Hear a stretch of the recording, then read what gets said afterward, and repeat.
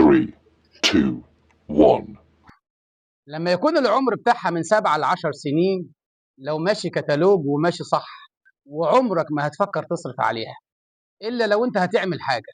هي حالا اقول لك دلوقتي.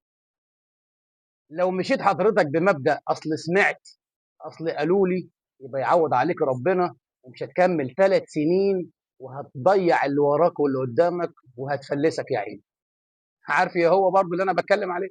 خليك متابعني حالا، اعمل لايك ومتابعه وانا اقول لك دلوقتي انا بتكلم على ايه. خليك متابعني ما تروحش فين. كلامنا النهارده على الدبابه الزيرو.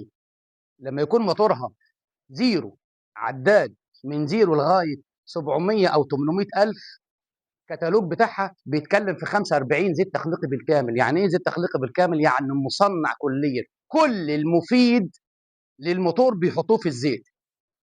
مثلا هقول لك نوعيه او نوعيتين او ثلاثه اللي متوفر حاليا. موبل ديلفاك 1 45 تخليقي بالكامل، يمشي معاك لغايه 10000 كيلو. 45 اي بي اي سي جي اي سي اتش 4، اعلى مواصفه في السوق.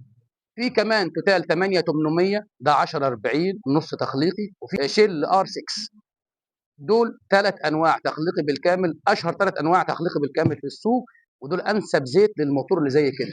انت قلبك وجعك وعايز تغير زيت كل 5000 6000، مش عايز تكمل 10000، مع انه غلط في جديه الموتور وهو جديد، عشان مفيش خلوص بين البستم والشميز والكرنك والسبيكه.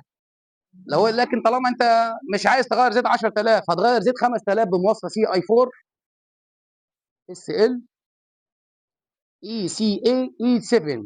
ده بالنسبه للتوتال 7400 مواصفه عملاقه، يمشي معاه 5000 كيلو. وطبعا الار 4 بالنسبه للشيل نفس المواصفه سي اي 4 برضه سي اتش 4، ده بينزل له لغايه 5000 كيلو.